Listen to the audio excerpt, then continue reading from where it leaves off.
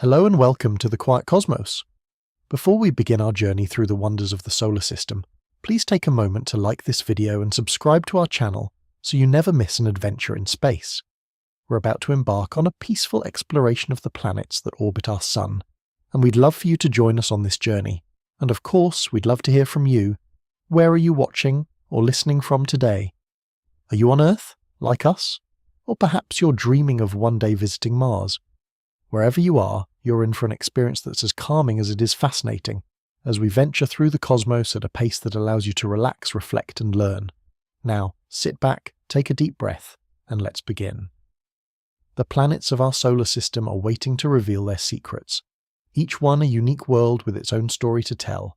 The solar system is a vast, intricate neighborhood, and at its center, like a heart beating steadily, is our Sun.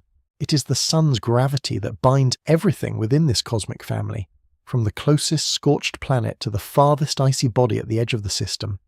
The Sun is far more than just the source of our light and warmth. It is the very anchor that holds the solar system together. Without its immense gravitational pull, the planets, moons, and countless other objects would drift aimlessly into the void.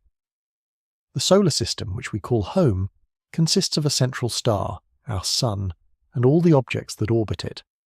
These objects range from 8 major planets to hundreds of moons, millions of asteroids, and an even greater number of comets and other icy bodies.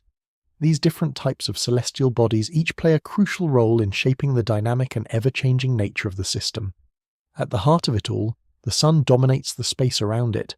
It's a nearly perfect sphere of hot plasma, radiating energy out into space. Its influence is so powerful that the pull of its gravity keeps everything in check. Planets move in their carefully controlled orbits, held by the delicate balance of the Sun's gravity and the planet's momentum. This dance of motion has been happening for billions of years, and it continues today, guiding the planets on their long journeys around our star. The planets themselves come in many shapes and sizes.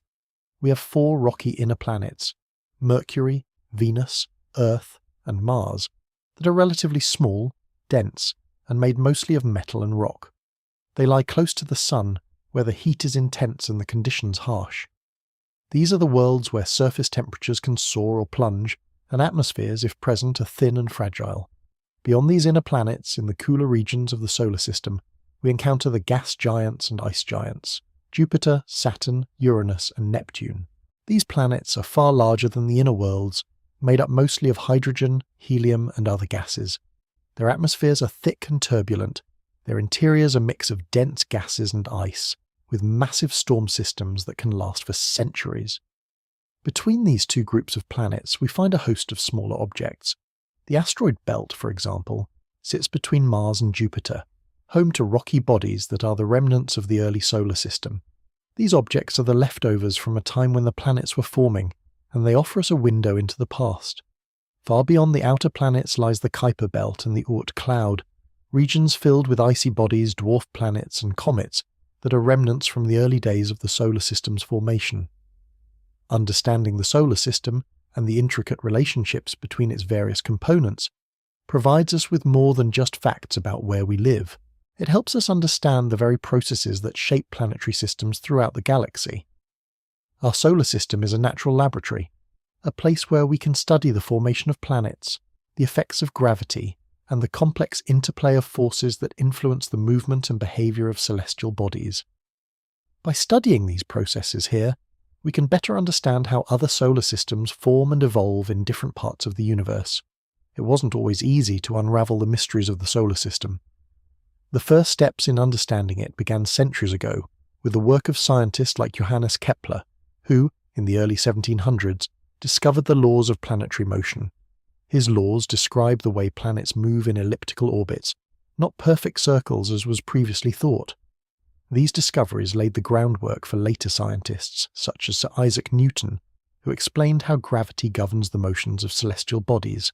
His law of universal gravitation showed that every object in the universe attracts every other object, and it was this theory that helped to confirm that the Sun's gravity is what holds the solar system together.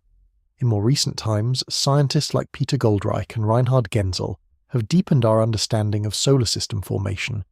Goldreich, with his work on planetary dynamics, helped explain how planets form and evolve over time. Genzel's research has contributed to our understanding of how the Sun itself may have formed, shedding light on the early stages of the solar system's history.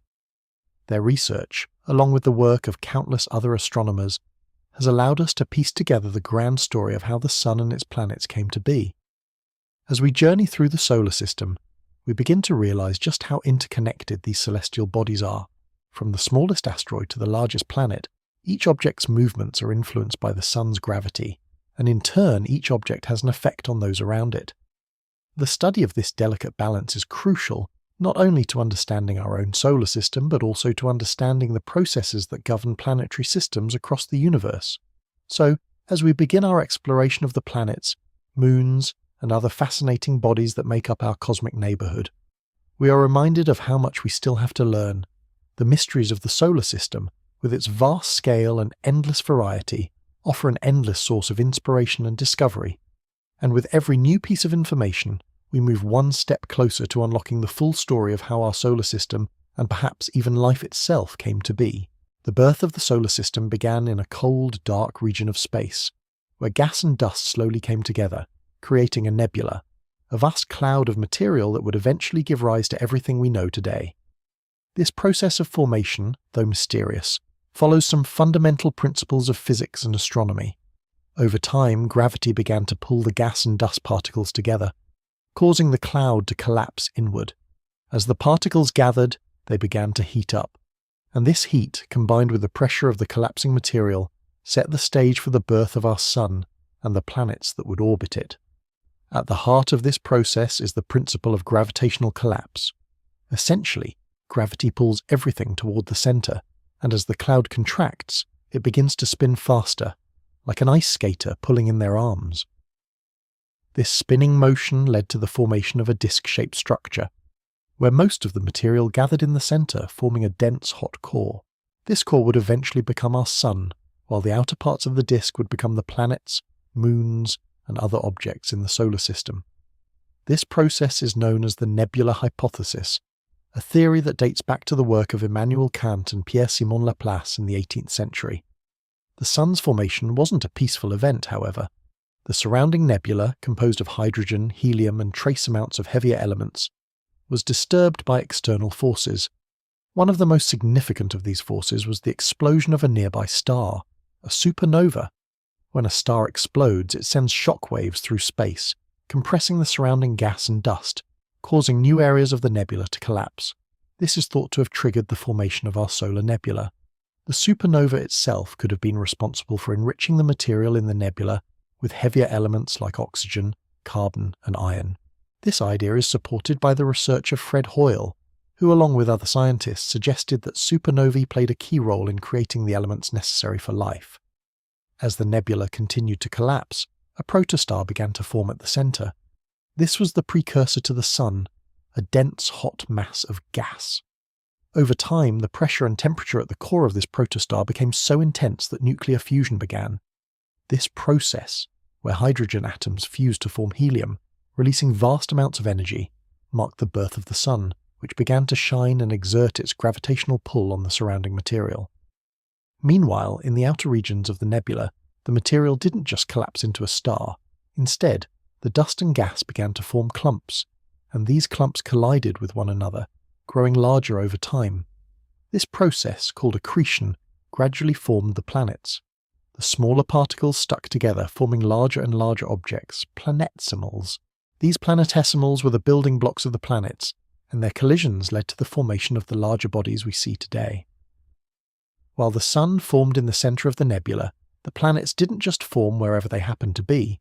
There were forces at play that caused the planets to migrate to their current positions. One of the most influential ideas in understanding this migration is the Grand Tack hypothesis, proposed by scientists like Alan Boss and Kevin Walsh. According to this theory, the gas giants, Jupiter and Saturn, once formed close to the Sun. But as they grew larger, their gravitational forces began to disturb the material around them, and they were pulled inward toward the Sun. This inward migration, followed by a sudden outward shift, is thought to have shaped the positions of the planets and the structure of the solar system. In the Grand Tack model, Jupiter and Saturn's movement had a profound effect on the inner solar system. When Jupiter migrated inward, it disturbed the orbits of the smaller planets, preventing them from growing larger. This disruption may have even played a role in the formation of the asteroid belt, as material between Mars and Jupiter failed to coalesce into a planet. After Jupiter and Saturn settled into their current positions, they were able to help stabilize the orbits of the inner planets, shaping the solar system as we know it. Another key process in the formation of the solar system is planetary migration. As planets grew and interacted with one another, their orbits were affected. Planets would migrate inward or outward due to gravitational interactions, and this migration helped to shape the final configuration of the solar system. This migration is particularly important for understanding the differences between the inner rocky planets and the outer gas giants. The theory of planetary migration also explains some of the peculiarities of the solar system. For example, the gas giants, Jupiter, Saturn, Uranus, and Neptune, are all found far from the Sun in the outer regions of the solar system. These planets are massive, composed primarily of hydrogen and helium, and they formed in the colder outer regions, where these elements are abundant. The inner planets, in contrast, are much smaller, and made mostly of rock and metal, which were more common in the warmer regions near the Sun. The contrast between these two groups of planets, rocky and gas-rich, can be traced back to the migration of the gas giants and the formation of the planets in different parts of the solar nebula.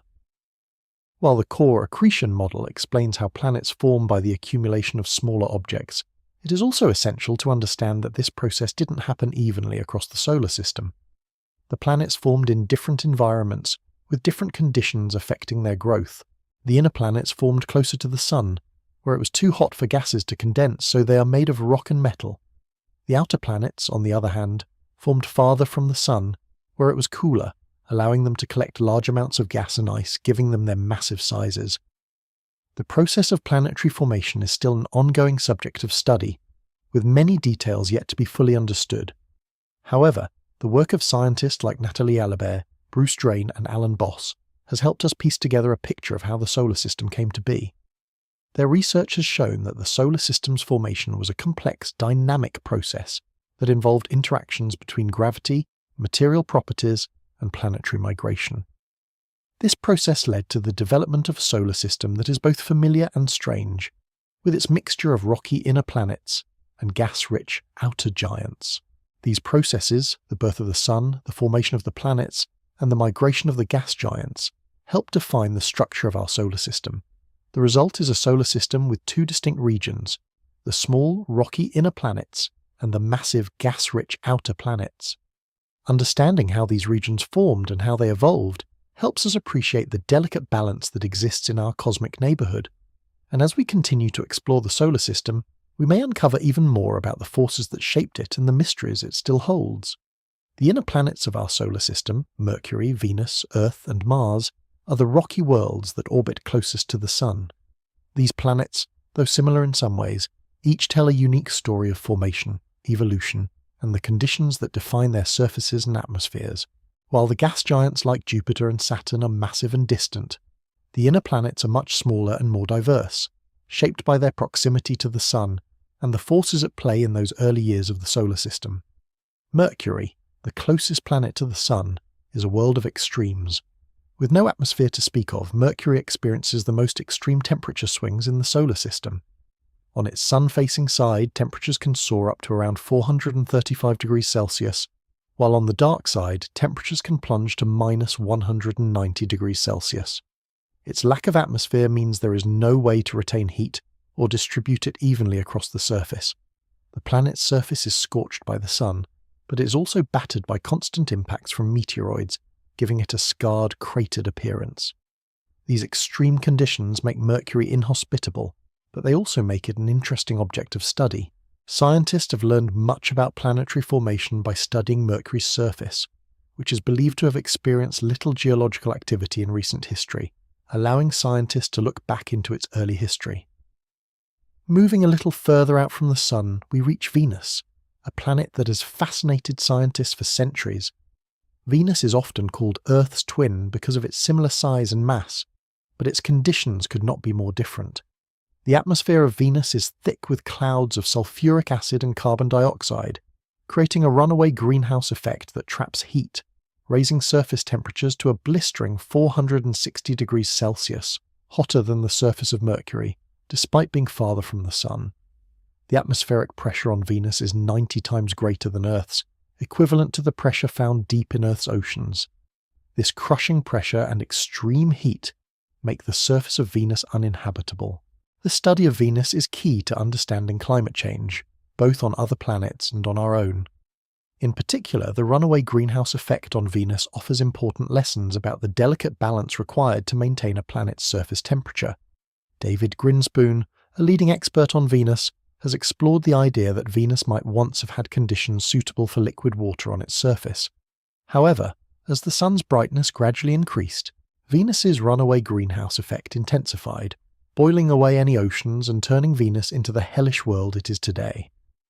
Understanding Venus's atmosphere helps scientists learn more about the potential for other worlds to experience similar extreme climate shifts. Next, we come to Earth, the only planet known to support life. Earth's atmosphere is unique, composed mainly of nitrogen and oxygen, with trace amounts of carbon dioxide and other gases. The Earth's atmosphere acts as a protective shield, regulating temperature and preventing the planet from becoming either too hot or too cold. The process that keeps Earth's climate stable is often referred to as the Gaia hypothesis, a concept proposed by James Lovelock in the 1970s. Lovelock suggested that Earth's biosphere, atmosphere, oceans and soil form a complex system that regulates the planet's climate, maintaining the conditions necessary for life to thrive. This self-regulating system makes Earth a rare gem in the vast expanse of the universe, a planet where life is not just possible, but flourishing.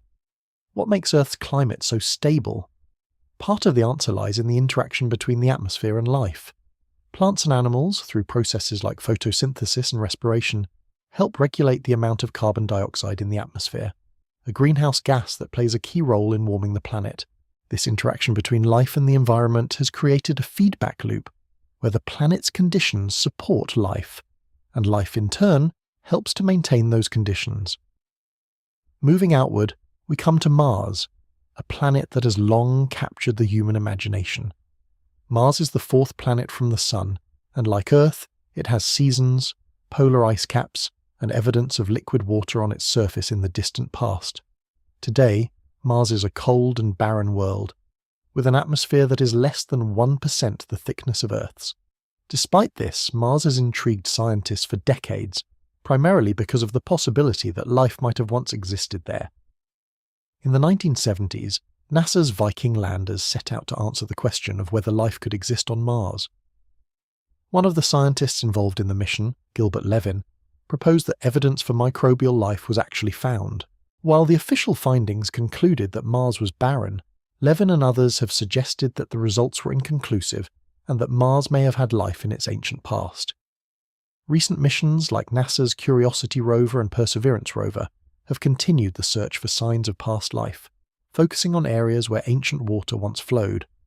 If Mars ever supported life, it could have been microbial, hidden deep beneath the surface or in ancient lake beds, and understanding this would help inform the search for life beyond our planet. Mars's surface shows evidence of past water activity, dry riverbeds, minerals that form in water, and the presence of polar ice caps.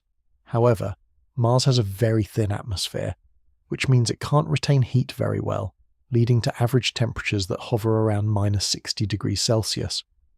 The thin atmosphere also allows harmful radiation. Even so, scientists remain hopeful that Mars holds secrets beneath its surface, and it continues to be a key focus of exploration. Mars also offers insight into the process of planetary evolution. Like Earth and Venus, Mars likely underwent a period of heavy bombardment by asteroids and comets in its early history, known as the Late Heavy Bombardment, which occurred around 4 billion years ago. This bombardment played a role in shaping the surfaces of the inner planets, as impacts created craters and caused planets to heat up, leading to volcanic activity and the release of gases into the atmosphere. On Earth, this process eventually gave rise to life. On Mars, it seems that these conditions were not enough to maintain the warmth and water necessary to support life. The study of Mars helps us understand the factors that contribute to a planet's ability to support life, and the role that early bombardment and planetary conditions play in shaping a planet's future. In looking at Mercury, Venus, Earth, and Mars, we see the wide range of possibilities that can exist for rocky planets in a solar system. The inner planets formed from the same primordial material, but ended up in very different places, each shaped by its distance from the Sun, its atmosphere, and the early conditions it experienced. Earth's atmosphere, for example, helped maintain life, while Venus's atmosphere created a deadly greenhouse effect, and Mars's thin atmosphere left the planet cold and desolate. These planets contrast sharply with the gas giants, which are composed largely of gases and ices, and which formed in much colder regions farther from the Sun. The inner planets, by comparison, are dense, rocky worlds, shaped by heat and early bombardment. While the gas giants grew massive and formed over a much longer period of time, the rocky planets underwent rapid changes that gave them the features we see today. As we move from the inner rocky planets to the gas giants and ice giants, the stark differences become clear. Planets made of gas versus solid, massive worlds versus smaller, more compact ones. The study of these planets, however, helps us understand the full range of planetary formation and evolution, revealing how the forces at play in a young solar system led to the diversity of worlds we observe today. Jupiter and Saturn, the two gas giants of our solar system, are colossal worlds that dwarf the inner planets. These immense planets, both composed mostly of hydrogen and helium, are giants in both size and significance. They not only have a commanding presence in terms of mass, but also play critical roles in the structure and dynamics of the solar system. Jupiter, the fifth planet from the Sun, is by far the largest planet in our solar system. It is so massive that it could fit over 1,300 Earths inside it. This immense size means that Jupiter's gravitational influence is enormous, affecting everything from nearby moons to the orbits of other planets. Jupiter's atmosphere is a swirling mix of clouds, with hydrogen and helium as its primary components, but also trace amounts of methane, ammonia, and water vapor. The planet's atmosphere is divided into bands, which are the result of complex wind patterns that move at different speeds depending on their location. These bands are visually striking and can be seen even from Earth with a simple telescope.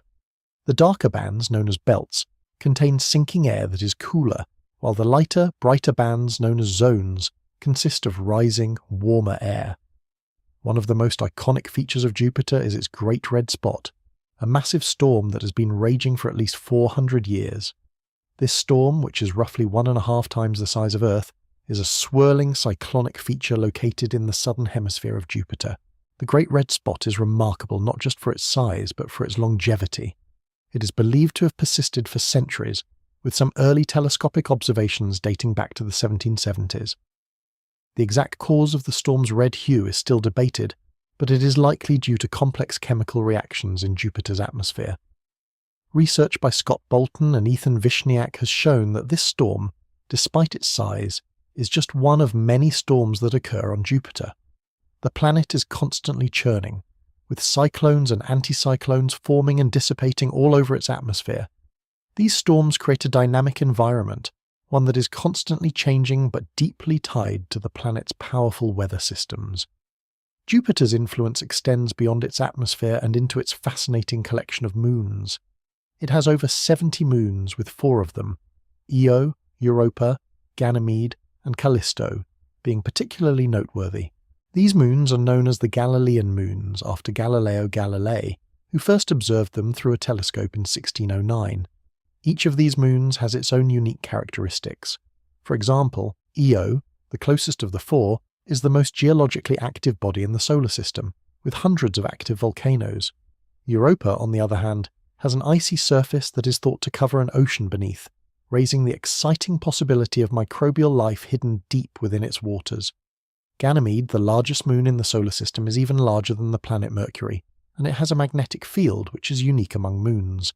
And then there is Callisto, a heavily cratered world that seems to have been largely unchanged for billions of years, preserving a record of the early solar system. These moons, with their vast diversity, offer a wealth of scientific opportunities for exploration, and spacecraft like NASA's Juno and Galileo missions have helped deepen our understanding of this complex system. Saturn, the 6th planet from the Sun, is another gas giant, and it shares many characteristics with Jupiter, but it is perhaps best known for its stunning rings.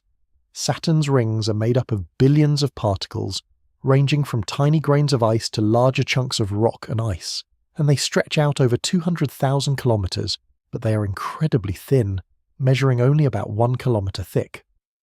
These rings are thought to be remnants of moons or comets that were torn apart by Saturn's powerful gravity. Lynden-Bell's theory on ring formation suggests that these rings could be the result of an ancient moon that ventured too close to Saturn and was shattered by tidal forces. The rings are not just beautiful to look at, they also provide a valuable opportunity for scientists to study the effects of gravity and tidal forces on the structure of planetary systems.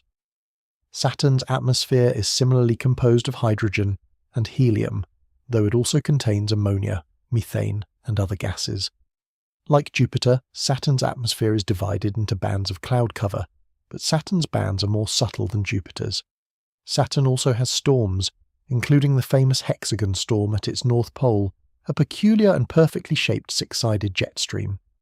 The cause of this strange phenomenon remains a mystery, though some researchers believe that it may be the result of complex fluid dynamics, possibly akin to the formation of patterns seen in laboratory experiments with rotating fluids. As with Jupiter, the study of Saturn's atmosphere provides insight into the behavior of gas giants and their unique weather systems. In addition to its rings and storm systems, Saturn also has a large number of moons, over 60 moons, including Titan, the second largest moon in the solar system. Titan is unique because it has a thick atmosphere, primarily composed of nitrogen, and it is the only moon in the solar system known to have stable liquids on its surface. Titan's lakes and seas are filled with methane and ethane, which are in liquid form due to the extremely low temperatures found on the moon. Titan is a world of incredible interest for scientists, as it presents an environment that may hold clues to the types of chemistry that existed on early Earth, or even in other parts of the universe. NASA's Cassini-Huygens mission provided valuable data about Titan, and the Titan Dragonfly mission, set to launch in the coming years, will send a drone to explore Titan's surface more closely. Jupiter's massive size and gravitational influence have shaped the dynamics of the entire solar system. One of the key effects of Jupiter's gravity is its impact on the asteroid belt, which lies between Mars and Jupiter. Jupiter's gravitational pull is strong enough to have prevented the material in the asteroid belt from coalescing into a planet. Instead, the asteroids remain in a region of space where they are scattered and sometimes influenced by Jupiter's orbit. This has helped to preserve the asteroid belt as a relic of the early solar system, providing valuable clues about the conditions that existed when the planets were forming. Jack Lissauer's work on planetary dynamics has shown that Jupiter's gravitational pull has not only influenced the asteroid belt, but also played a role in the migration of other planets in the solar system, particularly during the early days of the solar system's formation. The gas giants, with their immense size, strong magnetic fields and numerous moons, play a crucial role in shaping the solar system. They act as protectors of the inner planets, their gravity diverting comets and asteroids away from Earth and its neighbours. Their sheer mass also helps to stabilise the orbits of other bodies in the solar system, including the smaller rocky planets.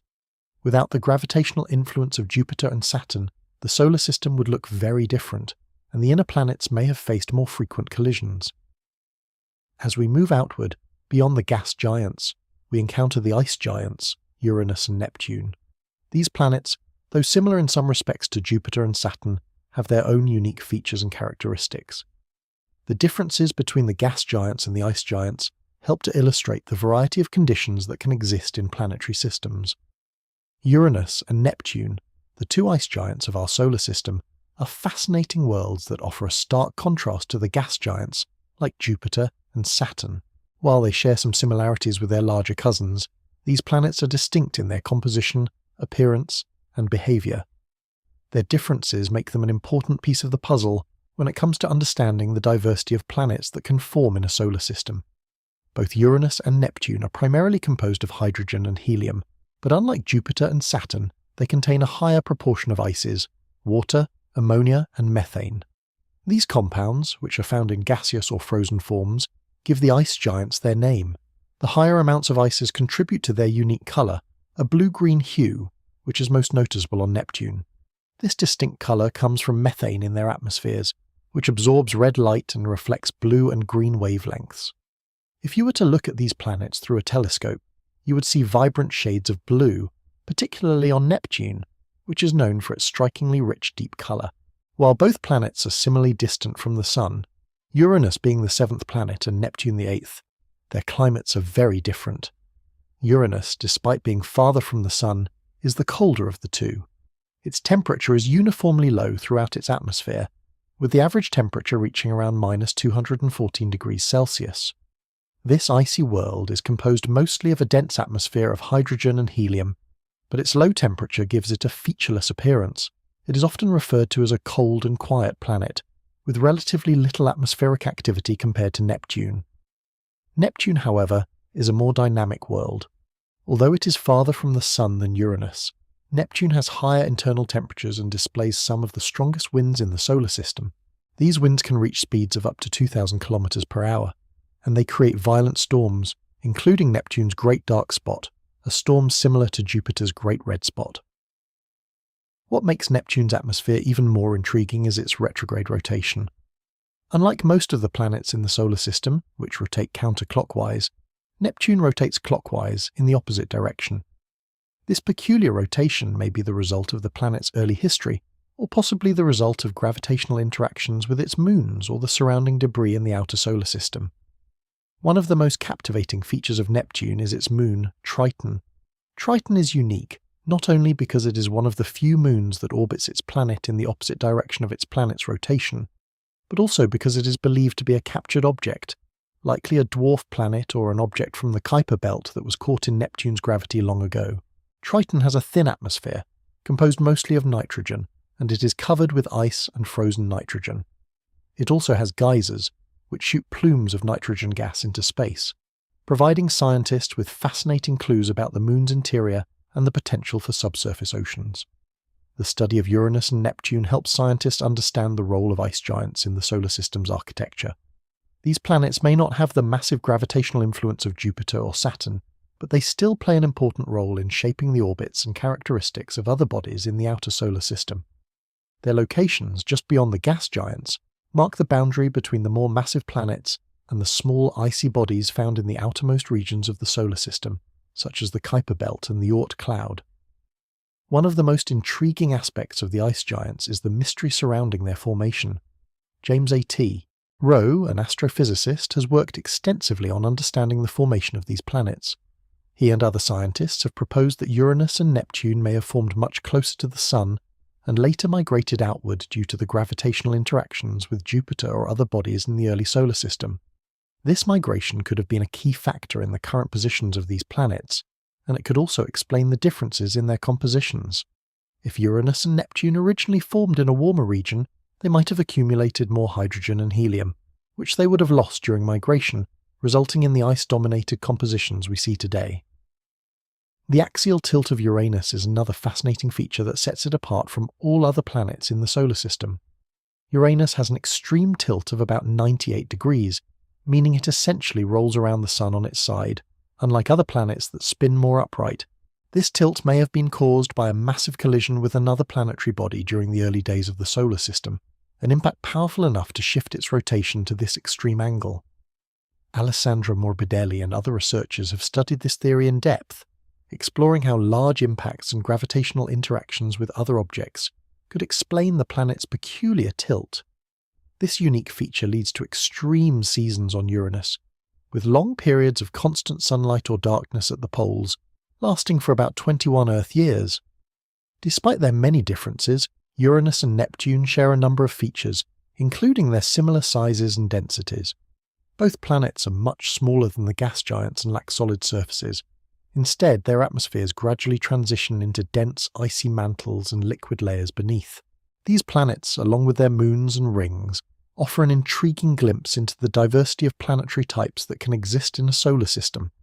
The ice giants are not only unique in their physical characteristics, but they also help us understand the formation of the outer solar system.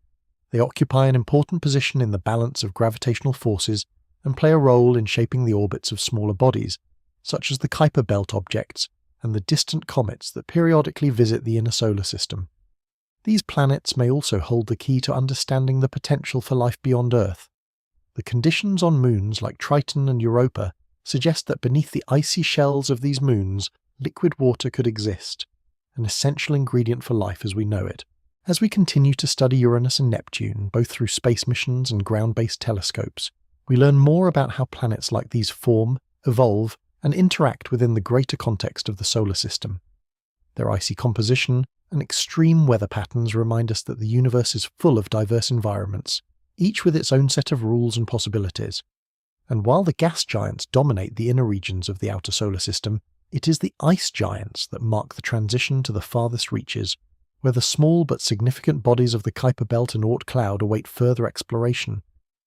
In the next steps of our journey through the solar system, we'll take a closer look at the icy bodies beyond Neptune, exploring the mysteries of the Kuiper Belt and Oort cloud, where the building blocks of the early solar system continue to drift in the cold, dark expanses of space.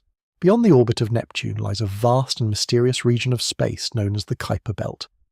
This area, often referred to as the third zone of the solar system, extends from about 30 to 50 astronomical units from the Sun. 1 astronomical unit, or a U, is the average distance from Earth to the Sun, which is roughly 150 million kilometers.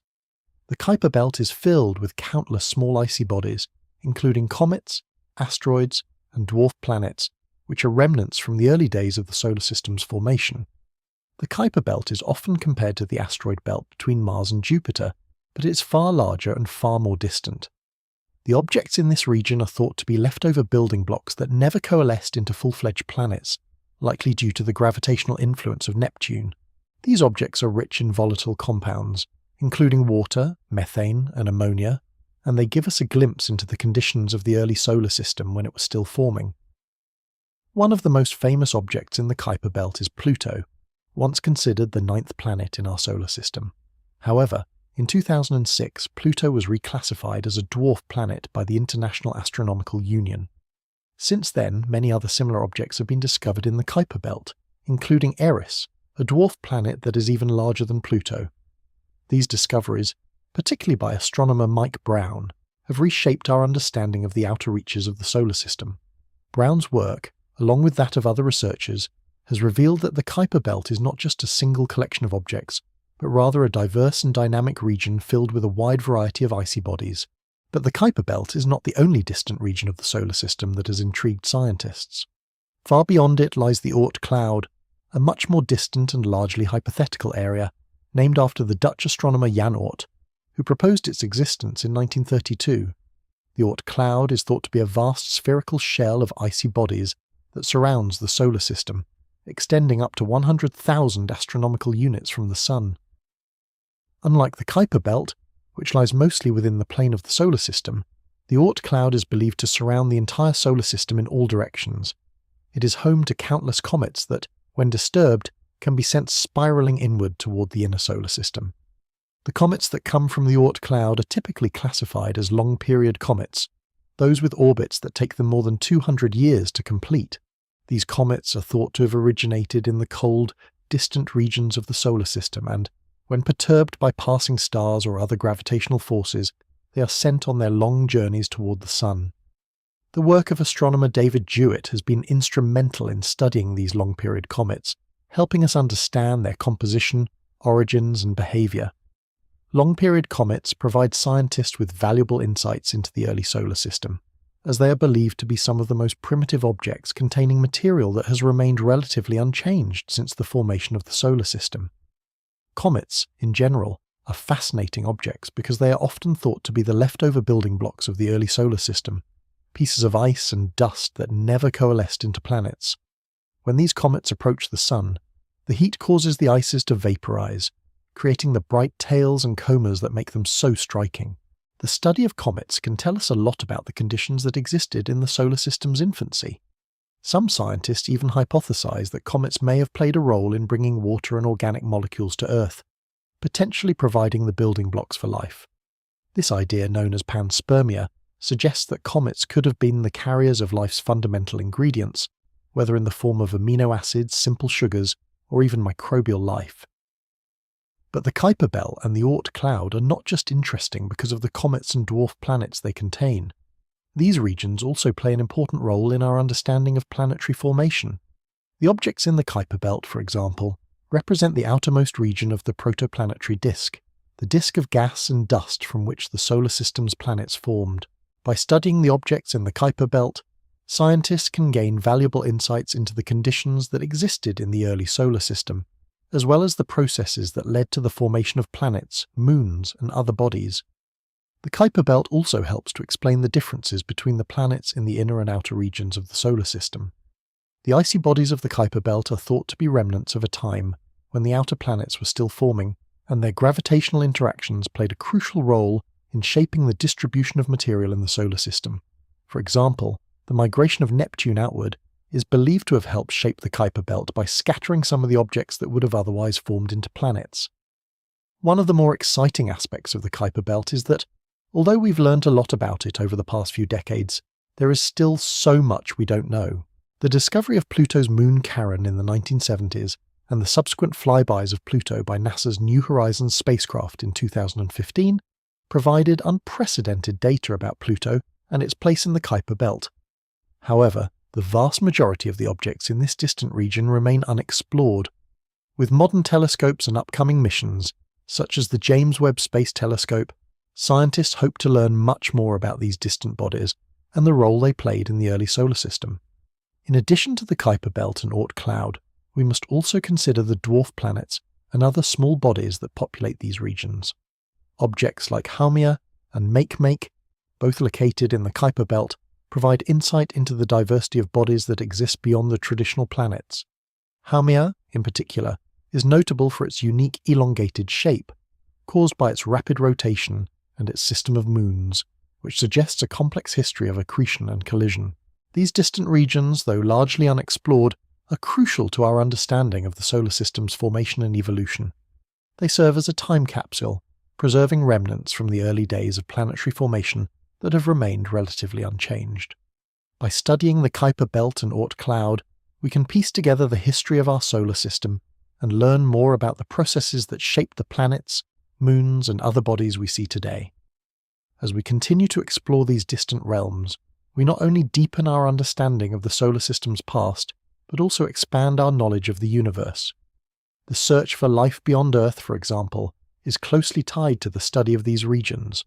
Understanding how the building blocks of life may have travelled across space, and whether they could have been delivered to Earth via comets or other icy bodies, is key to answering one of the most profound questions of all. Are we alone in the universe? With each discovery in the Kuiper Belt and Oort cloud, we move one step closer to understanding the origins of life, the processes that govern planetary systems, and the mysteries of the cosmos beyond our own solar neighbourhood. The journey to explore these distant regions has only just begun, and the possibilities for discovery are truly endless. The search for life beyond Earth is one of the most profound and exciting pursuits in modern science.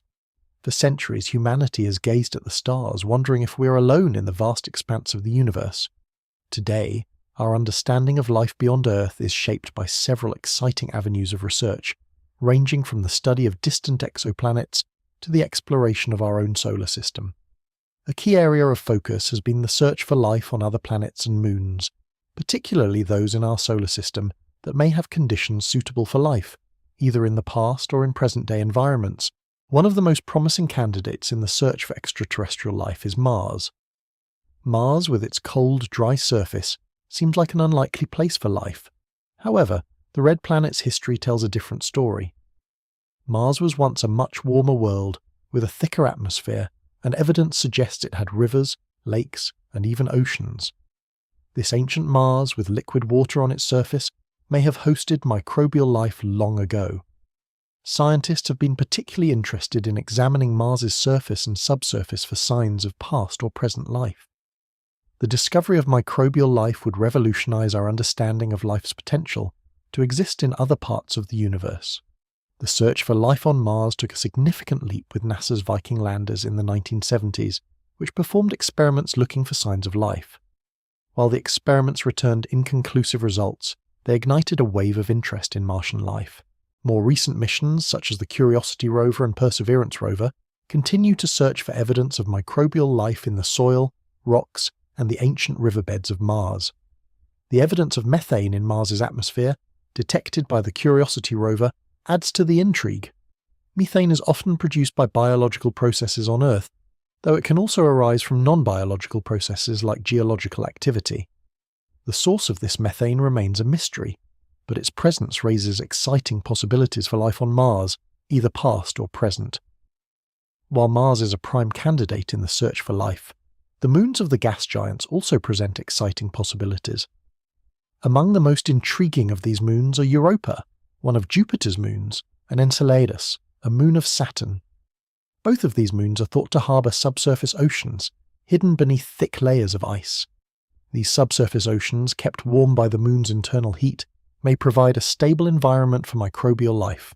Europa's ocean, in particular, is of great interest because it may be in contact with the rocky seafloor, a necessary condition for life as we know it. The possibility of water, heat, and the right chemistry make Europa a prime target for future missions looking for signs of life. Enceladus is similarly fascinating. In 2005, NASA's Cassini spacecraft detected plumes of water vapor, ice, and organic compounds erupting from fissures in Enceladus's icy surface. These plumes suggest that there may be a subsurface ocean beneath the moon's icy crust, and this water could be in contact with the moon's rocky interior. In fact, scientists have speculated that this interaction between water and rock could provide the necessary conditions for life. The discovery of complex organic molecules in the plumes adds another layer of excitement, as these are the basic building blocks of life. These moons are not the only places in the solar system where scientists are looking for signs of life. Other moons, such as Titan, Saturn's largest moon, also offer intriguing possibilities. Titan's thick atmosphere, composed mostly of nitrogen, has an eerie resemblance to early Earth's atmosphere. Its lakes and seas, however, are not filled with water, but with liquid methane and ethane. While this is not the same as the liquid water we're accustomed to, the idea that life could exist in a methane-based environment is an area of active research. The upcoming Dragonfly mission, set to launch in the next few years, will send a rotorcraft to Titan to explore its surface and investigate its potential for life. The search for life beyond Earth is also heavily influenced by the discovery of extremophiles, organisms on Earth that can live in conditions once thought to be inhospitable. From life that thrives in the boiling waters of deep-sea vents to organisms that survive in the freezing temperatures of the Arctic, extremophiles have shown that life can flourish in extreme environments. The work of Carl Woese, an early pioneer in the study of extremophiles, demonstrated that life on Earth is incredibly diverse, with microbes capable of surviving in environments without light, at extreme pressures, and in highly acidic or alkaline conditions. These discoveries have expanded the possibilities for where life could exist elsewhere, encouraging scientists to look for similar conditions on other planets and moons. A key concept in the search for life is the idea that water is essential for life as we know it. Water is the solvent in which biological reactions take place, and its presence is a key indicator of a potentially habitable environment. This is why the discovery of water, whether in the form of liquid water or water vapor, is so exciting. Christopher Chyba, an astrobiologist, has emphasized that the search for life must focus not only on water, but also on other important ingredients, such as carbon and methane. While liquid water is critical, life may also exist in environments where other solvents or chemicals play a key role. Methane, for example, could be an important indicator of life, particularly on moons like Titan or Mars. One of the most profound implications of finding life beyond Earth is that it would radically change our understanding of life's place in the universe. If life exists on Mars, Europa, or Enceladus, it would suggest that life is not a rare, unique event, but rather something that could arise in many places under the right conditions. It would also raise questions about the potential for life elsewhere in the universe, in the vast expanse of exoplanets that are being discovered in the habitable zones of distant stars. The discovery of life would prompt us to reconsider not just our place in the cosmos, but also the broader implications for the existence of life throughout the universe. The search for extraterrestrial life is also a search for understanding our own origins. Are we alone in the universe, or is life a common phenomenon throughout the cosmos? This question has deep philosophical and scientific implications. For many, it is the quest for one of humanity's most profound questions. Where did we come from, and are we truly unique in the vastness of space? As we continue to study planets, moons, and distant exoplanets, the tools for exploration are improving. With missions like Perseverance on Mars, the James Webb Space Telescope and the Europa Clipper, the future of space exploration is brimming with exciting possibilities. These missions will give us more information than ever before, and each discovery brings us one step closer to answering the question, are we alone in the universe? Through these explorations, we expand not only our understanding of life's potential in the universe, but also the story of how life itself could have started, on Earth, on Mars, or elsewhere, and how it might continue to thrive across the stars. The story of space exploration begins long before we ever sent spacecraft beyond the Earth's atmosphere. For centuries, humanity has looked up at the night sky with curiosity and wonder, trying to understand the universe that surrounds us. Early astronomers, equipped with little more than their eyes and rudimentary telescopes, began to chart the stars and planets. In the 17th century, Galileo Galilei was one of the first to turn a telescope toward the heavens, discovering moons around Jupiter and confirming that the planets were not just points of light in the sky, but worlds in their own right. His observations changed the way we see the universe, setting the stage for centuries of discovery to come. As technology advanced, so too did our ability to explore the universe. In the 20th century, space exploration took its first great leap forward. With the dawn of the space race in the 1950s and 60s, humanity achieved incredible milestones, from the launch of the first artificial satellite Sputnik in 1957 to the historic Apollo 11 mission in 1969, when Neil Armstrong became the first human to walk on the moon. These achievements captured the world's imagination and showed us just how far we could go in our quest to explore the cosmos. Yet it wasn't just human spaceflight that changed the course of space exploration. Robotic spacecraft, launched to explore planets, moons, comets, and asteroids, have provided us with a wealth of knowledge. These machines have ventured far beyond Earth's orbit, collecting data, taking photographs, and performing experiments. Among the most groundbreaking of these missions are the Voyager probes, which were launched by NASA in 1977. Voyager 1 and Voyager 2 were designed to explore the outer planets of the solar system and then continue their journey into interstellar space. Voyager 1, now the farthest human-made object from Earth, has travelled over 22 billion kilometres and is still sending back data from beyond the outer reaches of our solar system. The Voyagers have revealed stunning images of Jupiter and Saturn, their moons, and the rings of Saturn. They have also helped us understand the vastness of our solar system and beyond, providing a lasting legacy for space exploration. But it wasn't just about reaching the outer planets. Parker Solar Probe, launched in 2018, has ventured closer to the Sun than any spacecraft before it. The mission's primary goal is to study the Sun's corona, the outermost part of its atmosphere.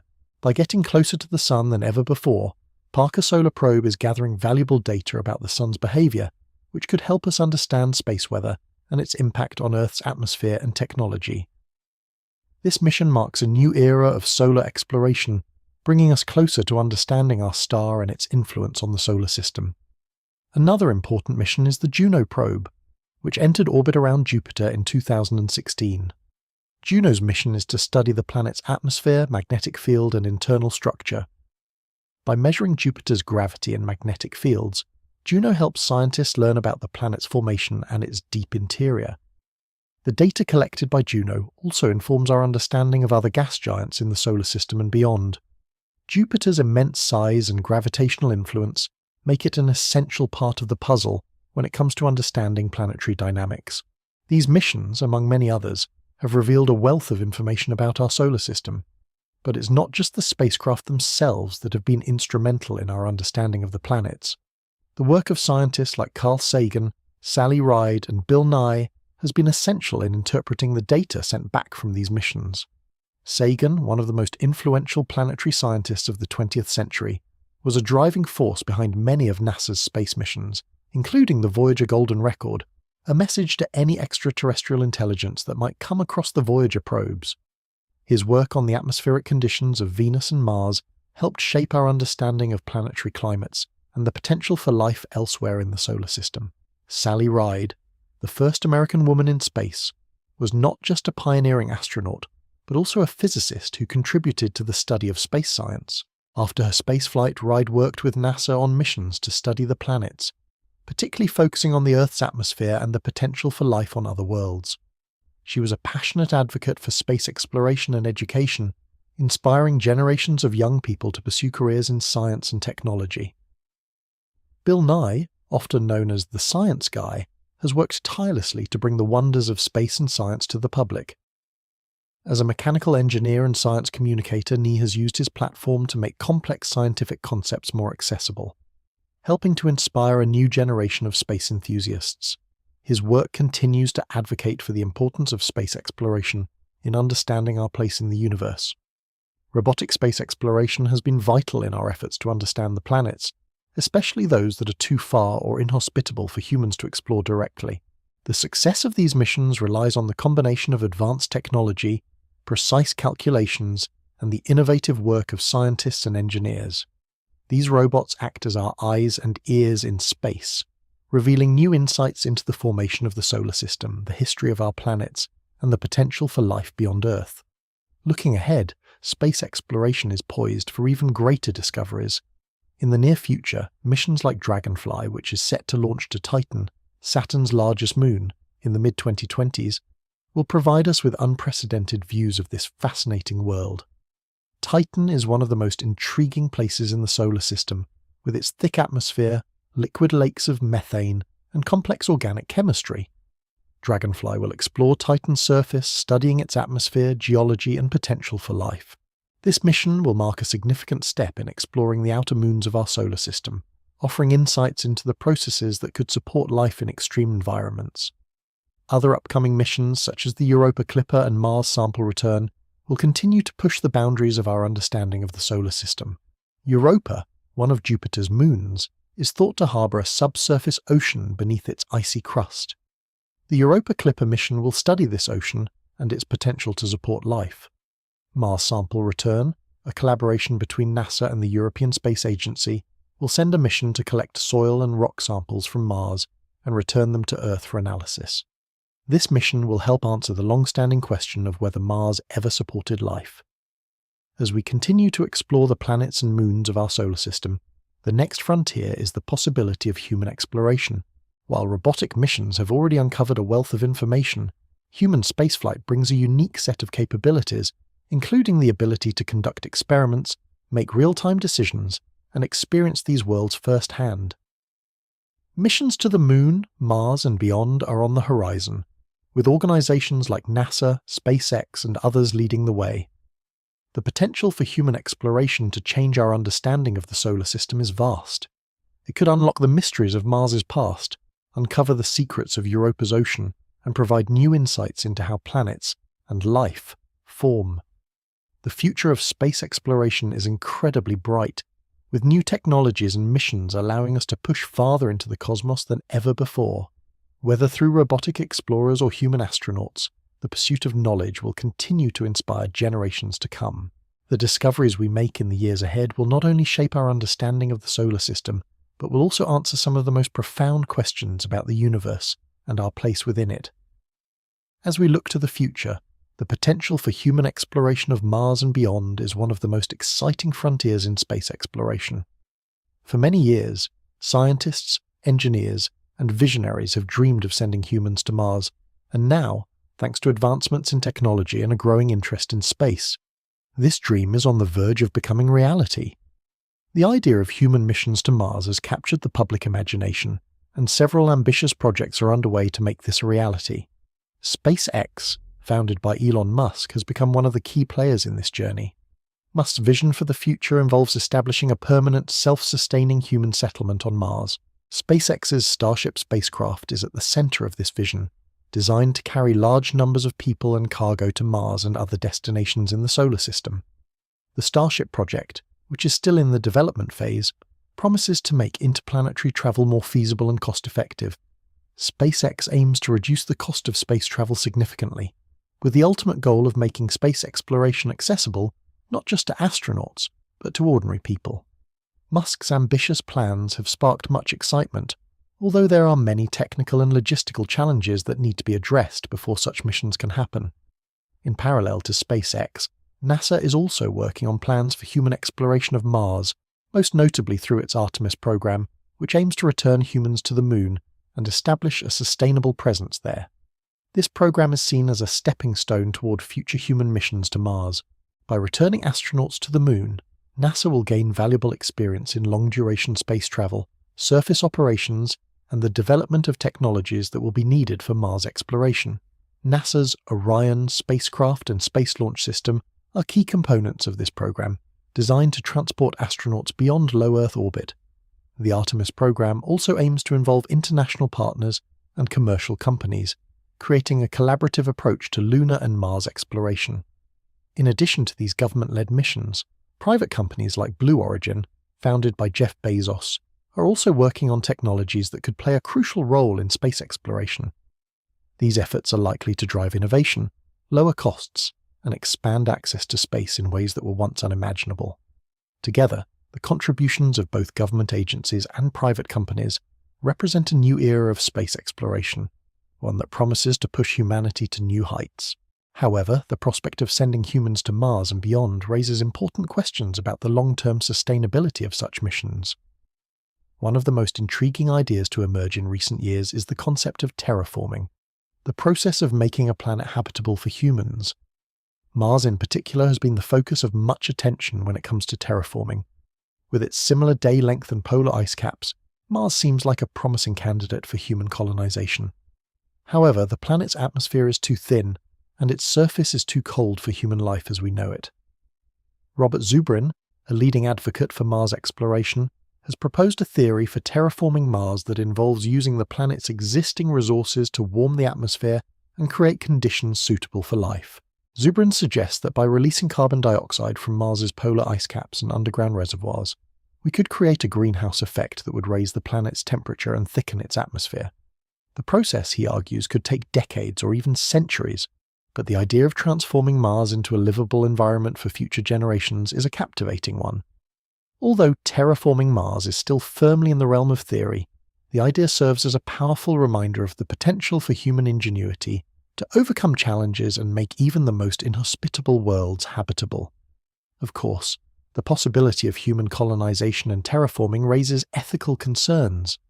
The idea of sending humans to Mars and altering its environment brings up questions about our responsibility to other worlds.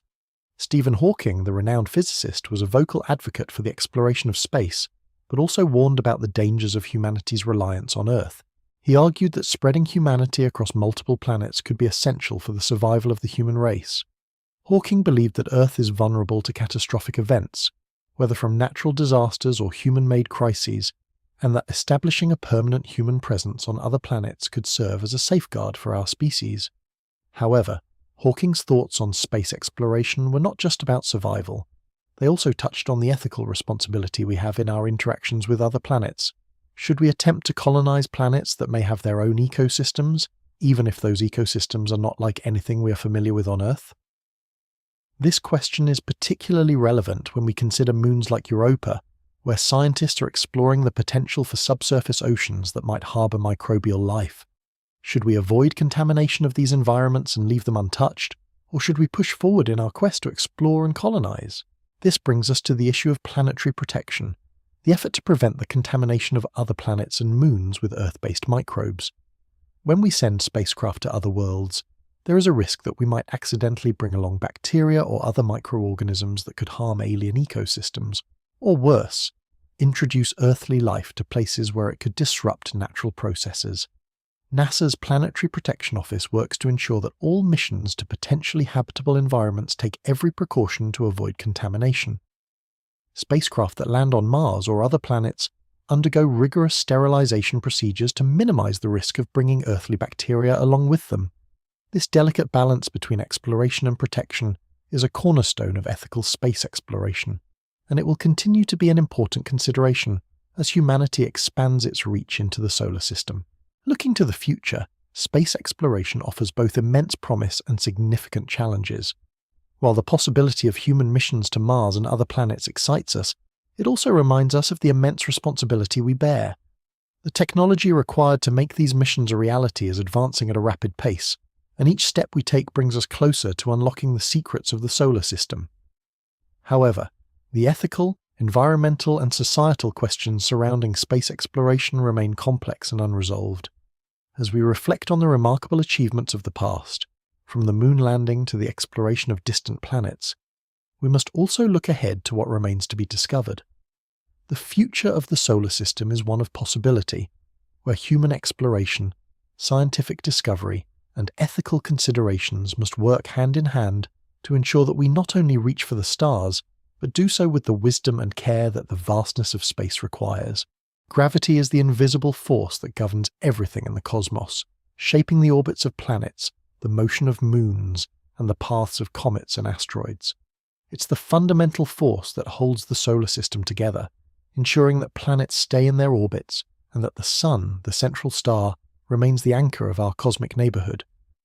Without gravity, there would be no predictable orbits, no stable planetary system, and no way for the solar system to maintain its current structure.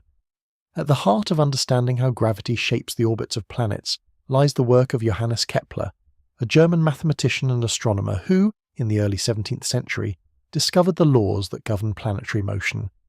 Kepler's laws of planetary motion are a cornerstone of modern astronomy. His first law states that planets move in elliptical orbits with the Sun at one focus, not in perfect circles as was once believed. This was a groundbreaking realization, as it fundamentally changed how we viewed the way planets travelled around the Sun. Kepler's second law, often called the law of equal areas, tells us that a line drawn from a planet to the Sun sweeps out equal areas in equal times, meaning that planets move faster when they are closer to the Sun and slower when they are farther away. His third law provides a mathematical relationship between a planet's orbital period and its distance from the Sun. It tells us that the square of the orbital period is directly proportional to the cube of the semi-major axis of the orbit, giving astronomers a way to calculate distances and periods of planetary motion with remarkable accuracy. These laws provided a clear, precise framework for understanding how planets move, and they laid the foundation for Isaac Newton's law of universal gravitation. Kepler's laws also helped confirm that gravity was the force responsible for the motions of the planets, and that the gravitational pull of the Sun keeps the planets in their orbits. Newton's law of gravitation showed that every object in the universe attracts every other object with a force that is proportional to the masses of the objects and inversely proportional to the square of the distance between them. This insight allowed us to understand not only the movements of the planets, but also the behavior of objects in space, including moons, asteroids, and comets. Gravity is not only responsible for the orbits of planets around the Sun, it also governs the gravitational interactions between planets and their moons. For instance, moons orbit their parent planets in a delicate gravitational dance, and the interactions between a planet and its moons can affect both their orbits and the planet's evolution. One of the most intriguing features of planetary and moon orbits is the concept of Lagrange points, discovered by the French mathematician Joseph-Louis Lagrange in the 18th century. Lagrange points are positions in space where the gravitational forces of two large bodies like the Earth and the Moon or the Sun and a planet create a stable location for smaller objects. There are 5 Lagrange points in the Earth-Sun system, for example, and they represent points where the forces of gravity and the centrifugal force due to orbiting balance each other out. These points are perfect places to position satellites and space telescopes because objects placed there can stay in a fixed position relative to the Earth and Sun. One of the most fascinating aspects of orbital dynamics is the phenomenon of chaotic dynamics, where even small changes in the position or velocity of a celestial object can lead to unpredictable behavior over time. The work of scientists like Ethan Siegel has helped us understand how small changes in the orbits of planets or moons can lead to significant shifts in the long run. These chaotic dynamics are especially important when considering the orbits of asteroids and comets, many of which are influenced by the gravity of Jupiter, Saturn, and other giant planets. Sometimes these interactions can cause these small bodies to be ejected from the solar system or sent on a collision course with planets. The study of chaotic dynamics is crucial for understanding the stability of the solar system and predicting the long-term behavior of objects like asteroids and comets. In addition to planetary orbits and moon dynamics, gravity also plays a vital role in shaping the trajectories of comets and asteroids. Many of these objects, which are often considered the leftover building blocks from the formation of the solar system, travel on highly elliptical orbits. These orbits often take them far from the Sun before they swing back in toward the inner planets. The orbital dynamics of comets are influenced by the gravitational interactions with the planets, especially Jupiter, whose massive gravity can deflect comets and alter their trajectories. Jupiter's influence on comets is not just a matter of changing their paths, it also helps to protect the inner solar system from frequent comet impacts. Jupiter's gravity acts as a kind of cosmic shield, diverting potentially dangerous comets away from the Earth and the other inner planets. The same gravitational interactions that shape the orbits of planets and moons also impact the trajectories of asteroids, especially those in the asteroid belt between Mars and Jupiter. These asteroids, many of which are remnants from the early solar system, are generally too small to have their own gravity to influence other bodies. However, their orbits can be altered by the gravitational pull of Jupiter. This is why many asteroids in the belt have irregular elliptical orbits, rather than perfectly circular ones. Some of these asteroids are even pushed into orbits that cross the Earth's path, creating the potential for asteroid impacts. Fortunately, the gravitational interactions with Jupiter tend to keep most of these objects away from the Earth, but their orbits can still bring them close enough for us to study. Gravity also plays a key role in holding the entire solar system together. The Sun, by far the most massive object in the solar system, exerts a gravitational pull on all the planets, moons, and other objects in its reach. Without the Sun's gravity, the planets would not remain in their orbits, and the solar system would cease to be a stable system. Gravity is also responsible for the formation of the solar system itself. As the gas and dust that made up the early solar system began to collapse under its own gravitational pull, it formed the Sun at the center and the planets in orbit around it. The study of orbital dynamics, how objects move and interact under the influence of gravity, has profound implications for our understanding of the solar system's past, present, and future. It helps us explain how planets formed and how their orbits were shaped over billions of years. It also allows us to predict the future motion of planets, moons, comets, and asteroids, which is vital for both space exploration and planetary defense. Understanding orbital dynamics helps us plan missions to distant planets and moons, where precise knowledge of orbital mechanics is essential for successful landing and exploration. As we continue to explore the solar system, the study of gravity and orbital dynamics will continue to be a cornerstone of our scientific understanding. Whether we are planning a mission to Mars, sending probes to the outer planets, or studying the movements of comets and asteroids, the influence of gravity is ever present, guiding the paths of objects across the vast expanse of space. By understanding these forces, we can unlock even more of the mysteries of our solar system, as well as apply that knowledge to the exploration of other planetary systems across the galaxy. This Sun is the beating heart of our solar system, the source of energy that powers nearly everything within it. Its gravitational pull keeps the planets in orbit, while its energy drives the climates and weather patterns of the worlds that circle it. From the smallest comet to the largest planet, the Sun's influence is profound, shaping not just the motion of celestial bodies, but the very conditions that make life possible on Earth. At its core, the Sun is a massive ball of hot plasma undergoing nuclear fusion. In this process, hydrogen atoms are fused together to form helium, releasing an enormous amount of energy in the form of light and heat. This energy radiates outward, traveling through space and providing the warmth that makes life on Earth possible. The Sun's energy is not only important for maintaining the temperature of our planet, but also for driving weather systems and the water cycle, both of which are vital for sustaining life. The light and heat from the Sun are absorbed by Earth's atmosphere and surface, which warms the planet and fuels the winds, oceans, and rain.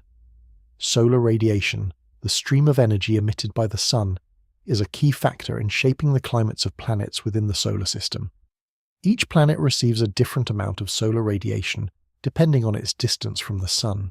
For example, Earth, located at an average distance of about 150 million kilometers from the Sun, receives just the right amount of solar radiation to maintain temperatures conducive to life. In contrast, Mars, which is farther from the Sun, receives much less solar radiation, which is why its surface is much colder.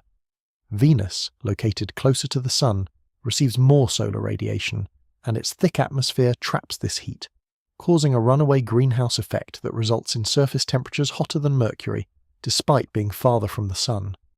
The Sun's influence extends far beyond just light and heat. The solar wind, a continuous stream of charged particles emitted by the Sun, plays a crucial role in shaping planetary atmospheres.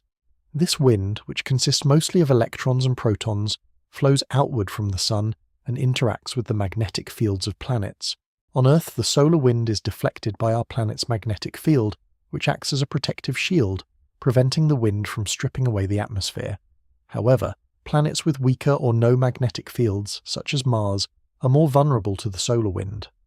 Mars, for example, has a thin atmosphere that has been gradually eroded by the solar wind over billions of years, contributing to its current cold and dry state. Solar flares and solar storms are more extreme manifestations of solar activity. A solar flare is a sudden burst of energy and radiation from the sun's surface, while a solar storm, also known as a coronal mass ejection (CME), involves the release of a massive amount of solar plasma into space. These events can have significant impacts on space weather and planetary environments. When a solar storm reaches Earth, it can disrupt satellite communications, GPS systems, and even power grids. These storms can also create the spectacular auroras near the poles, as charged particles from the Sun interact with Earth's magnetic field. For planets without magnetic fields, like Mars, solar flares and storms can pose a much greater risk, potentially damaging or even stripping away their atmospheres. The Sun's energy is not constant. Over time, the Sun's output has fluctuated, with periods of greater and lesser activity. These variations in solar radiation can influence the climates of planets, including Earth. The Sun goes through an 11-year solar cycle, during which solar activity increases and decreases in a predictable pattern.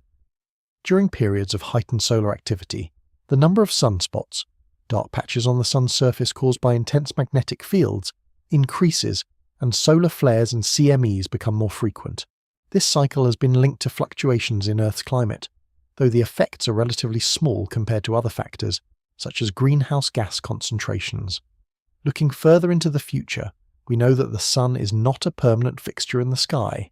In about 5 billion years, the Sun will exhaust its supply of hydrogen fuel in its core and begin to expand, transforming into a red giant. This dramatic phase of the Sun's life cycle will have profound consequences for the solar system. As the Sun grows larger, it will engulf the inner planets, including Mercury, Venus, and likely Earth. The increased heat from the expanding Sun will also strip away the atmospheres of the remaining planets, and any life on Earth will be long gone before that happens. After the red giant phase, the Sun will shed its outer layers, leaving behind a dense core known as a white dwarf. This white dwarf will gradually cool and fade over the course of billions of years, marking the end of the Sun's active life. Leonard Fisk, a leading astrophysicist, has studied the Sun's evolution and the implications of its transformation into a red giant. According to Fisk, the changes in the Sun's energy output over time have been essential in shaping the conditions for life on Earth. The gradual increase in the Sun's luminosity over the course of its lifetime has likely had a major impact on Earth's climate, especially in its early history. The future expansion of the Sun into a red giant will mark the end of Earth's habitability, but long before that happens, changes in the Sun's energy output will continue to shape the solar system's climate.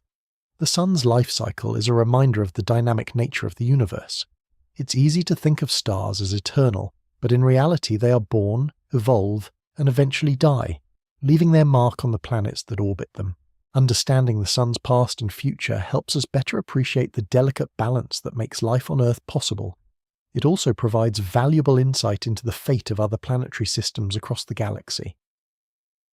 As we look beyond our own solar system, the study of other stars and their life cycles helps scientists determine the conditions necessary for life to emerge on other planets and moons. Understanding the Sun and its behavior also helps us prepare for the future of space exploration. As human missions to the Moon, Mars, and beyond become more common, space agencies will need to consider the Sun's influence on the environments of these distant worlds. The effects of solar radiation, solar flares, and solar storms on both spacecraft and human health will need to be taken into account when planning long-duration missions. Just as Earth's magnetic field protects us from the Sun's most harmful radiation, astronauts travelling through space will need to be shielded from these dangers. As we continue to study the Sun and its impacts on the solar system, we gain a deeper understanding of the forces that shape not just our planet, but the entire cosmos. The Sun's energy is the foundation upon which life on Earth rests, and its behaviour will continue to influence the future of our planet and the solar system for billions of years to come. When we consider the idea of planetary habitability, we're really asking what conditions make a planet suitable for life, at least life as we know it. The concept of habitability is deeply tied to a range of factors, including temperature, atmosphere, radiation levels, and the presence of liquid water.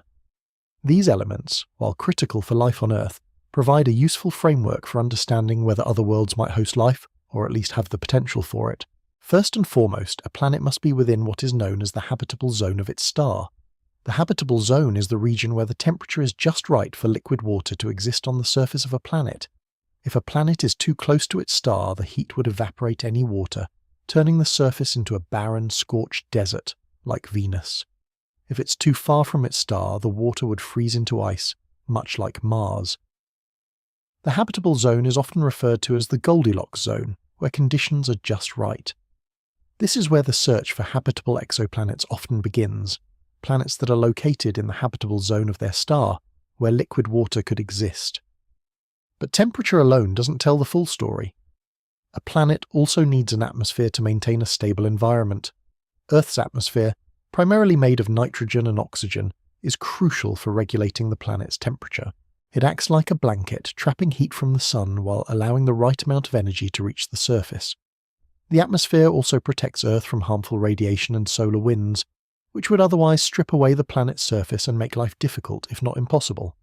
The faint young sun paradox is an important concept when we think about early planetary habitability, particularly Earth's early history. Scientists have long wondered how Earth managed to stay warm enough for life to thrive billions of years ago, when the sun was much dimmer and cooler than it is today. According to James Casting, an expert in planetary atmospheres, early Earth's atmosphere likely contained high levels of greenhouse gases, such as carbon dioxide and methane, which trapped heat and kept the planet warm despite the weaker sun. Without this blanket of gases, Earth could have been frozen and inhospitable. This paradox highlights how crucial the right atmospheric composition is for maintaining habitable conditions on a planet, especially in the face of a star that is not yet fully mature or active. But the atmosphere is not the only protective layer a planet needs. Magnetic fields also play a significant role in planetary habitability. Earth's magnetic field is generated by the motion of molten iron in its core. This magnetic field acts as a shield, deflecting harmful solar winds, streams of charged particles emitted by the sun. Without this protective shield, the solar winds could strip away a planet's atmosphere over time, a process that likely happened on Mars. Evidence suggests that Mars once had a thicker atmosphere, but over millions of years it was gradually eroded by solar winds because the planet lacks a global magnetic field. The presence of a strong magnetic field, like Earth's, is therefore vital in protecting a planet's atmosphere and maintaining conditions conducive to life. Another key factor in planetary habitability is plate tectonics. On Earth, the movement of tectonic plates plays a vital role in maintaining a stable climate and supporting life. J.B. Murphy and Stanley H.K. Lambert have studied the significance of plate tectonics, showing how the process of subduction, where one tectonic plate sinks beneath another, helps regulate the planet's carbon cycle. Volcanic eruptions release carbon dioxide into the atmosphere, while subduction carries carbon back into the Earth's mantle, helping to maintain a balance that regulates global temperatures. Plate tectonics also create geological features like mountains and valleys, which contribute to the planet's biodiversity by providing diverse habitats. This process, though unique to Earth in our solar system, is critical for long-term habitability. Without plate tectonics, a planet's climate could become unstable, and life would struggle to thrive. As we extend the idea of habitability beyond Earth, the search for life on other planets becomes even more fascinating. Scientists now consider exoplanets, planets that orbit stars outside our solar system, when discussing the potential for life elsewhere. The discovery of exoplanets in the habitable zones of their stars has opened up new possibilities for understanding planetary habitability. These planets, located many light years away, may share similar conditions to Earth, with the potential for liquid water and stable atmospheres. The search for these planets is at the forefront of space exploration, with missions like the Kepler Space Telescope and the Transiting Exoplanet Survey Satellite, TESS, helping scientists find new worlds in the habitable zone of distant stars. However, the search for life beyond Earth is not just about finding planets in the habitable zone. Researchers are also considering planets that might not have all the typical conditions we associate with habitability, but could still support life in some form. For instance, moons like Europa and Enceladus in our own solar system which have subsurface oceans beneath their icy crusts, are considered prime candidates for hosting microbial life. These moons, despite being cold and distant, might have the necessary ingredients: water, organic molecules, and heat from tidal interactions with their parent planets to support life. These worlds demonstrate how life could exist in environments vastly different from the Earth's surface, expanding the definition of habitability. Looking beyond the habitable zone, other factors such as the presence of volcanism, oceans, and chemical diversity can make a planet or moon more favourable for life.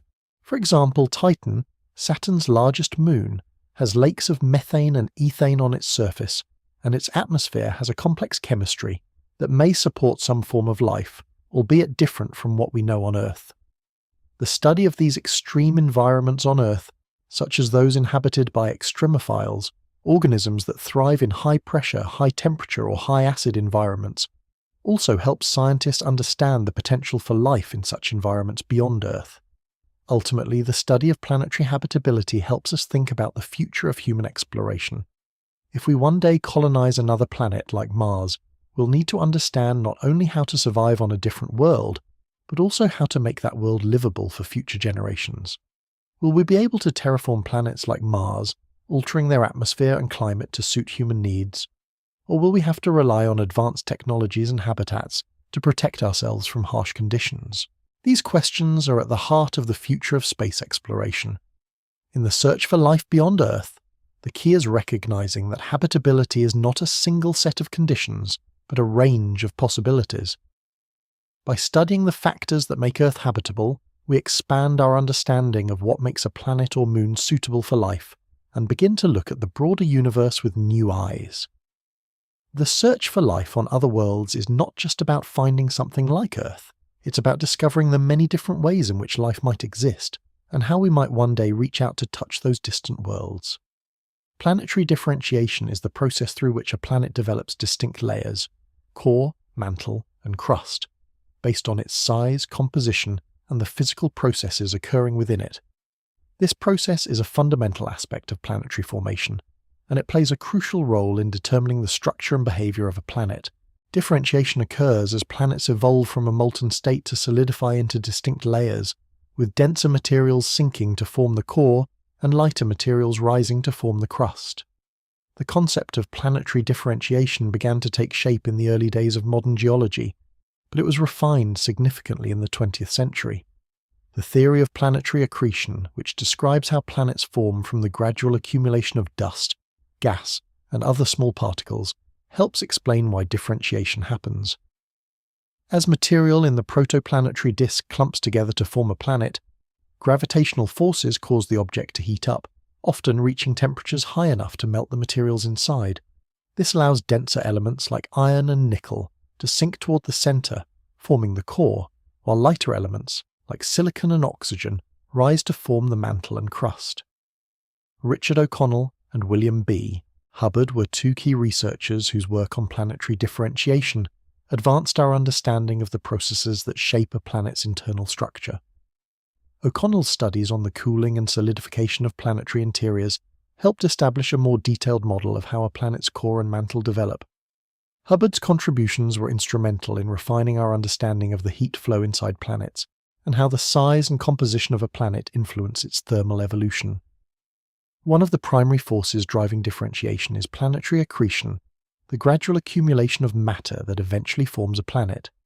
Early in a planet's formation, the process of accretion generates immense heat, primarily from the gravitational energy of the infalling material and the decay of radioactive isotopes. This heat causes the planet to melt to some extent, allowing the planet's material to rearrange itself into layers of varying densities. The denser materials, like iron and nickel, sink to form the planet's core, while less dense materials like silicates form the mantle and crust. This process is not only responsible for the formation of the planet's layers, but it also plays a critical role in determining the planet's size, composition, and the extent of geological activity that can take place. During the early stages of planetary differentiation, impacts from other bodies in the solar system played a significant role in shaping a planet's interior. These impacts caused the planet to heat up even more, providing the energy needed to further melt its interior and continue the differentiation process. This period of intense bombardment, known as the Late Heavy Bombardment, occurred around 4 billion years ago, and it likely had a profound impact on the formation of Earth's core and mantle, as well as on the formation of other planets in the solar system. As the process of planetary differentiation continued, planets began to take on the distinct layers we see today. The core, made mostly of metals like iron and nickel, became the densest and hottest part of the planet. Surrounding the core is the mantle, a thick layer of silicate rock that extends outward toward the surface. The mantle is made of denser silicate materials that can slowly flow over long periods, allowing for the movement of tectonic plates and the production of volcanic activity. The outermost layer, the crust, is the thinnest and least dense of the three. It consists primarily of lighter silicate materials, and it forms the solid surface on which life, if present, can exist. When we compare Earth to its neighbouring planets, we see both similarities and differences in the way their interiors have differentiated. Earth, with its moderate size and relatively high concentrations of heavy elements like iron and nickel, has a well-developed core, mantle, and crust. The Earth's core is composed primarily of iron and nickel, and it is thought to be partially liquid, which is essential for generating Earth's strong magnetic field.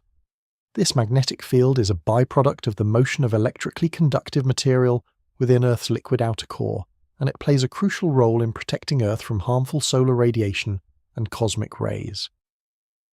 Venus, Earth's twin in terms of size and mass, has a similar internal structure but a very different surface environment. Venus likely has a similar core composed of iron and nickel, but the planet's lack of a significant magnetic field and its hot, dense atmosphere make it less hospitable than Earth. Venus's surface temperature reaches around 465 degrees Celsius, which is hotter than Mercury, even though Venus is farther from the Sun. This extreme heat is caused by a runaway greenhouse effect, where the thick carbon dioxide-rich atmosphere traps heat and prevents it from escaping. Venus's surface is also covered by volcanic plains and mountain ranges, indicating ongoing geological activity, though the exact nature of Venus's interior dynamics remains a subject of debate. Mars, on the other hand, shows evidence of past differentiation but lacks the internal activity seen on Earth and Venus. Mars's smaller size and lower mass meant it did not retain enough heat to fully differentiate its interior as Earth did. As a result, Mars has a relatively simple internal structure, with a small, possibly molten core surrounded by a mantle and crust. Unlike Earth, Mars does not have active plate tectonics, and its volcanic activity has largely ceased. Mars's lack of a global magnetic field, coupled with its thin atmosphere, has made it more vulnerable to the Sun's radiation, which has likely contributed to the planet's cold, dry surface conditions. The study of planetary differentiation and internal structure helps us understand not just how planets form, but how they evolve over time. The composition of a planet's core, mantle, and crust determines its geological activity, its magnetic field, and its potential to support life. A planet's ability to retain heat and its geological activity are critical for maintaining a stable climate over billions of years. This is one of the reasons why Earth, with its active plate tectonics and molten core, remains geologically dynamic and capable of supporting life, while Mars, with its relatively dormant interior, is much colder and less hospitable. Planetary differentiation also plays a crucial role in shaping the environment of a planet, influencing everything from its atmosphere to its surface features. A planet's core, for example, is not just a solid mass of metal. It can generate magnetic fields that help protect the planet from solar radiation. The mantle is the source of volcanic activity, which in turn contributes to the formation of continents, mountains, and even the very composition of a planet's atmosphere. A planet's crust, meanwhile, serves as the surface layer that supports life, if present, and provides the foundation for its ecosystems. As we look to other worlds in our solar system and beyond, the study of planetary differentiation helps us understand the potential for those worlds to support life or sustain geological activity. Planets with active interiors, like Earth, are more likely to have dynamic environments that can support life for long periods. Planets without such internal activity, like Mars or Venus, may have once had the potential for life but now lack the necessary conditions to maintain it. The study of planetary differentiation is, at its core, the study of how planets evolve from molten, chaotic bodies into the stable worlds we observe today. It's a key piece of the puzzle in understanding the history of the solar system and the factors that determine the potential for life on other worlds. Moons play a much more significant role in the evolution of planetary systems than we often realize. These celestial companions orbiting their parent planets are not just passive observers of the universe. They are active participants in shaping the history and development of their host planets, influencing everything from planetary climates to the rotation of their worlds. The study of moons offers critical insights into the processes that drive planetary evolution, helping us understand the dynamics of our solar system and the formation of planetary systems around other stars. One of the most fascinating aspects of moons is their ability to influence the dynamics of their parent planets through tidal forces. These forces are the result of the gravitational interaction between a planet and its moon, causing the planet to deform slightly and vice versa. On Earth, we see the effects of tidal forces in the rise and fall of ocean tides. However, these forces have much larger, more profound consequences for moons and planets throughout the solar system. The gravitational pull of a moon can cause the planet it orbits to experience subtle shifts in its rotation and even affect the planet's internal dynamics. A prime example of the profound influence of tidal forces can be seen on Europa, one of Jupiter's moons.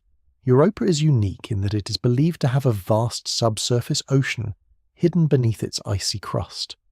This ocean is kept warm by the tidal forces generated by Jupiter's immense gravity, which causes Europa's orbit to stretch and compress as it moves through its path.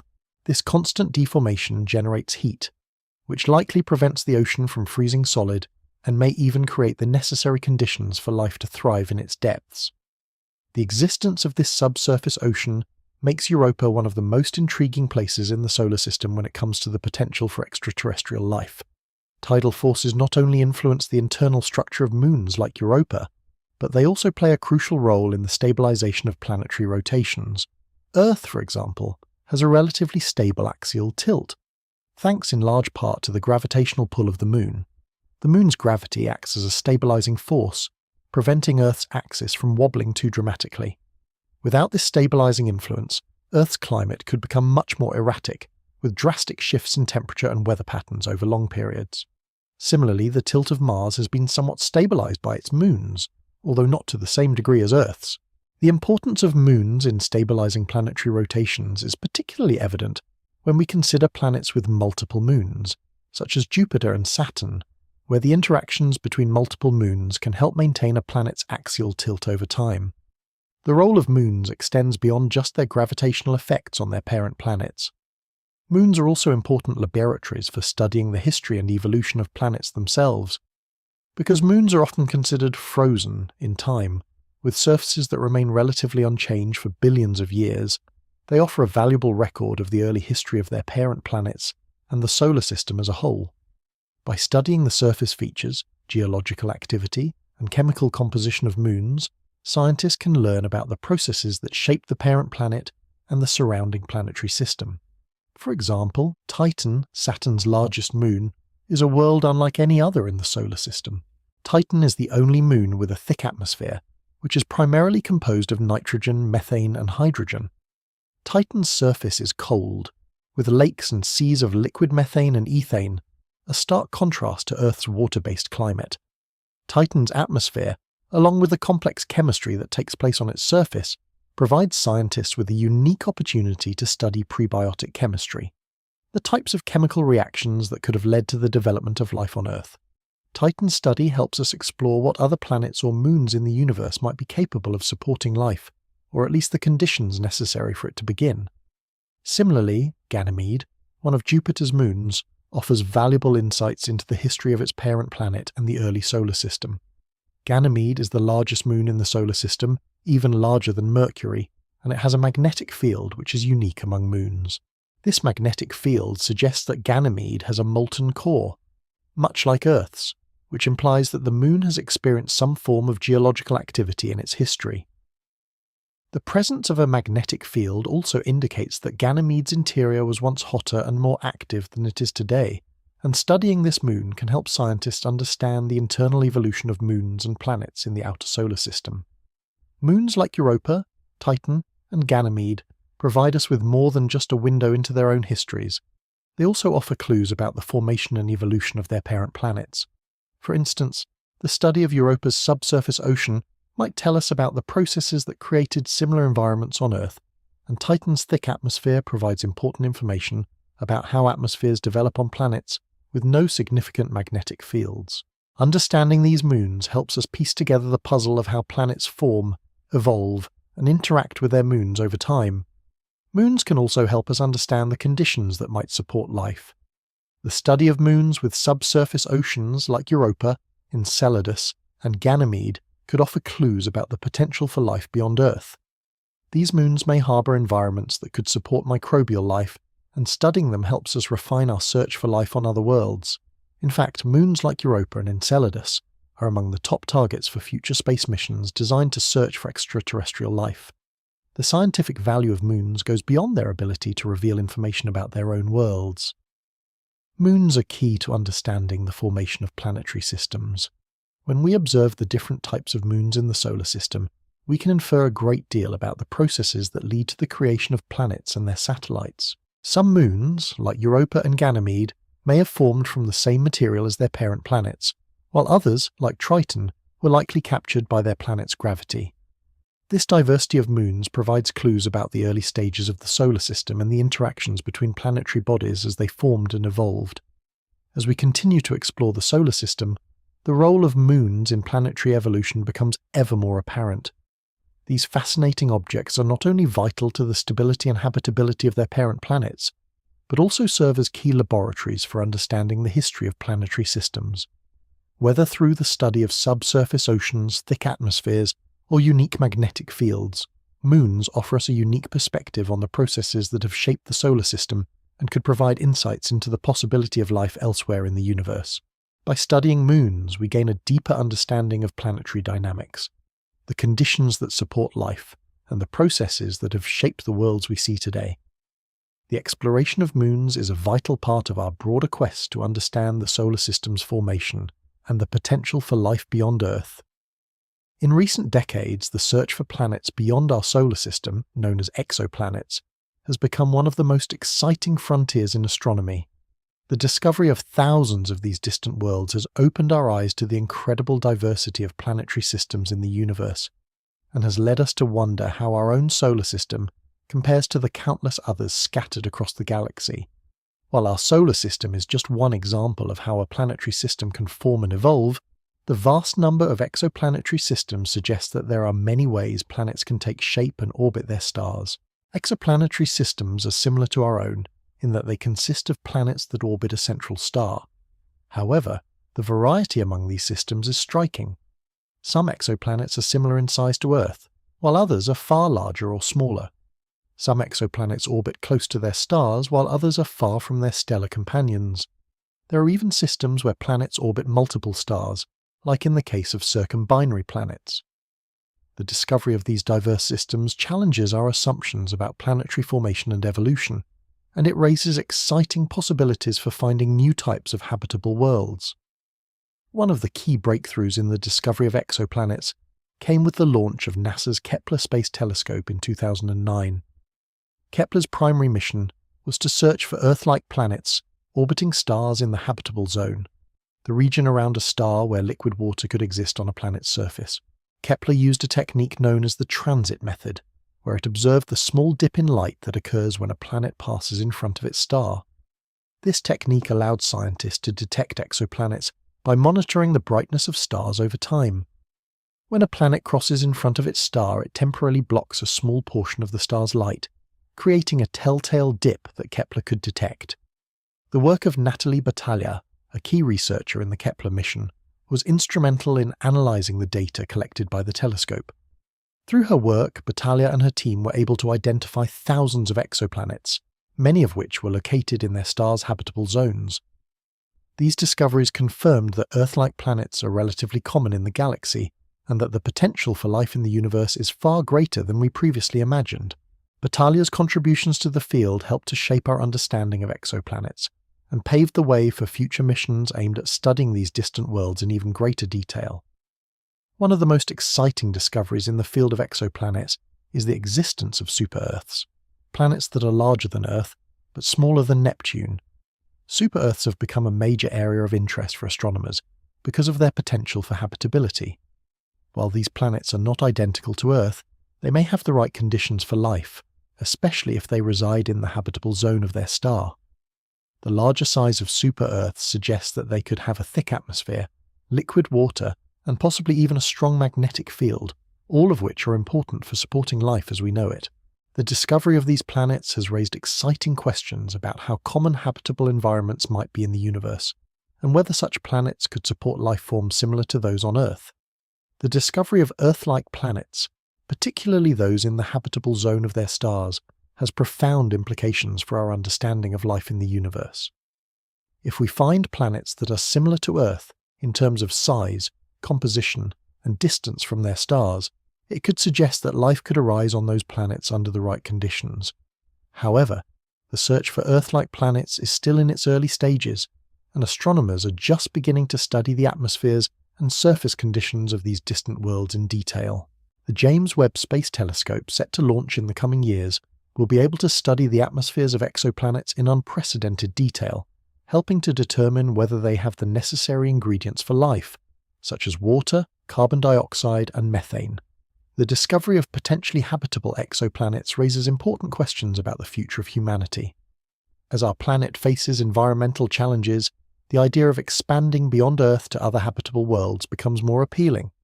The idea of colonizing other planets is no longer confined to the realm of science fiction. Space agencies like NASA and private companies like SpaceX have begun to make plans for human missions to Mars, and the search for habitable exoplanets may one day play a role in finding new homes for humanity. While the technology to travel to other planets is still in its infancy, the possibility of establishing colonies on other worlds offers a potential solution to the long-term survival of our species. However, the discovery of Earth-like planets also raises philosophical and ethical questions. If we find planets that are capable of supporting life, what should our responsibility be toward these worlds? Are we prepared to protect these environments from contamination by Earth-based life forms, or will we inadvertently disrupt ecosystems that might have evolved independently? These questions are at the forefront of the ongoing debate about planetary protection, a concept that aims to prevent contamination of other planets with Earth organisms. As we look to the stars, we must consider not just how to explore and colonize other worlds, but how to do so in a way that respects their integrity and potential for life. The search for exoplanets is part of a larger effort to understand the universe and our place within it. As we continue to explore distant stars and their planetary systems, we begin to realize just how vast and varied the universe is. Our solar system is just one example of how planets can form and evolve, and the discovery of exoplanets gives us a glimpse into the countless other planetary systems that exist across the galaxy. While we may never know if other worlds harbor life, the quest to find out is a powerful reminder of the importance of exploration and discovery. The solar system, while our home, is just one small part of the broader universe. The study of exoplanetary systems helps us connect the dots between our world and others, expanding our understanding of planetary formation, evolution, and the potential for life beyond Earth. The discoveries we make today about exoplanets will shape the future of space exploration, offering new opportunities for discovery and perhaps new homes for humanity in the distant future. The quest to understand exoplanetary systems is an ongoing journey, one that reminds us of our place in the universe and our enduring curiosity to explore the unknown. As we wrap up our journey through the solar system, it's impossible not to marvel at its grandeur and complexity. From the scorching surface of Mercury to the icy expanse of the Kuiper Belt, our solar system offers an extraordinary diversity of worlds, each with its own unique characteristics. These planets, moons, and other celestial bodies not only provide a vast field of study for scientists, but also remind us of the beauty and mystery of the universe. Each world we explored has something to teach us, whether it's the dynamics of planetary formation, the potential for life on other worlds, or the processes that have shaped the history of our cosmic neighborhood. The study of planets, both within our solar system and beyond, is not just about satisfying curiosity. It has practical implications for our future. The more we learn about other planets, the better we can understand Earth's own evolution, climate, and future. Understanding the role of planetary atmospheres, magnetic fields, and tectonics helps us appreciate the delicate balance that makes Earth habitable. It also informs our efforts to protect our planet from the growing challenges it faces. As we look to the stars and explore the possibility of colonizing other worlds, the knowledge we gain from studying planets helps us envision a future where humanity can expand beyond Earth, making our survival less reliant on the fragile environment we inhabit today. However, the pursuit of knowledge doesn't stop with the planets we've already studied. The solar system is just one small part of the vast universe, and the search for answers continues. New technologies, like the James Webb Space Telescope, will enable us to study distant exoplanets, and new space missions will bring us closer to understanding the true nature of the moons and planets we've only just begun to explore. Our journey of discovery is far from over, and every new discovery adds another layer to our understanding of how the universe works and where we might fit into it. Exploration, in any form, is driven by curiosity and the desire to understand the unknown. The wonders of space have inspired generations of scientists, engineers, and thinkers, and there is no limit to what we can achieve as we continue to reach further into the cosmos. The study of space challenges us to think big, to question what we know, and to dream of what might be possible. The future of space exploration is bright, and with each new mission we come closer to uncovering the mysteries of the universe. So, as you look up at the night sky, I encourage you to continue exploring, questioning, and learning. The universe is full of wonders waiting to be discovered, and there's no better time than now to engage with the infinite possibilities it holds. The solar system, with all its complexity and beauty, is just the beginning of our journey. Let's continue to learn about space, to inspire the next generation of explorers, and to be ever curious about the vast unknown that lies beyond.